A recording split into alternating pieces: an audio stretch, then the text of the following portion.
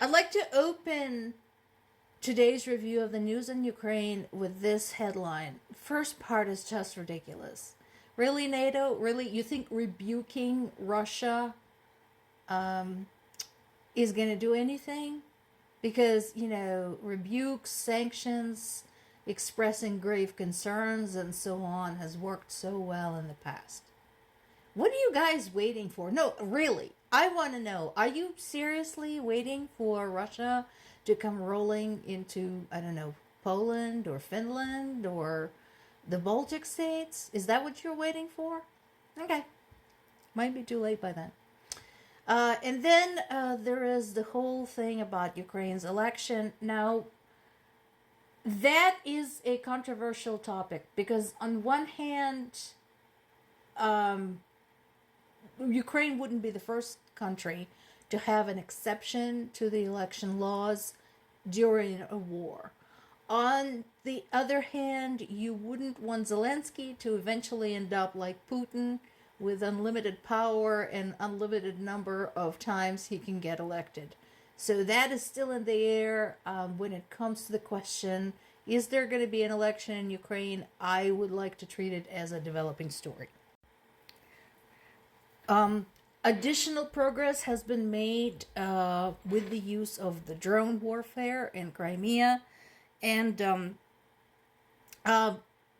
apparently a former Russian officer says that Putin's army continues to deteriorate with low morale and just a lack of desire of continue being cannon fodder.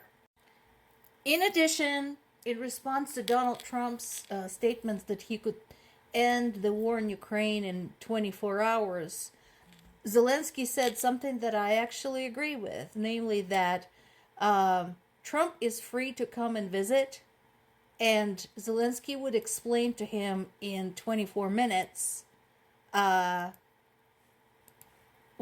that can't happen, why it is impossible to just walk in and end this war. Because of what? Because of who started it. Trump still doesn't seem to understand that his BFF Putin is not anybody to trifle with.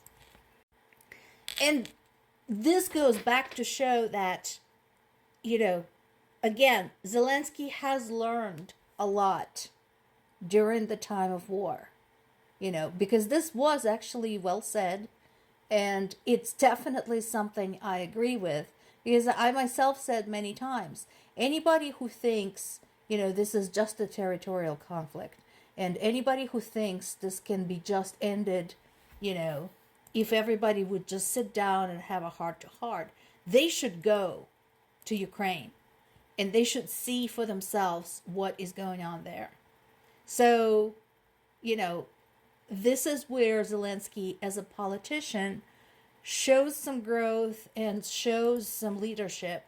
But again, at the same time, he has had his share of missteps, and he still has much to learn to reach maturity as a head of state and as somebody significant in the world stage. And then there is tragic news of the murder of the aide to Ukraine's General Zaluzhny. I mentioned the general many times in these reports. He is the mastermind behind basically everything that goes on in Ukraine when it comes to the war. Apparently, Major Gennady Chestukov had a birthday, and he just came home with presents from his friends and started opening them with his son. And one of the presents turned out to be a grenade, which exploded, and Major himself was killed, and his son sustained heavy wounds. There's no doubt in my mind that this was arranged either by the Russian military or by the sympathizers. And again, I'd like to point out they didn't care that he might have innocent bystanders next to him. They didn't care that as it happened, he might be with his son, with his family. They didn't care. They're like that. These are the people who know no mercy, no shame. So, in addition, this also was a move of intimidation, trying to basically derail General Zaluzhny himself. Not going to happen. He's a lot tougher than that.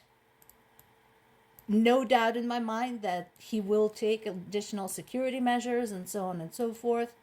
But at the same time, this will only strengthen the resolve of Ukrainian military to keep fighting, because this is just additional proof that the enemy has no conscience.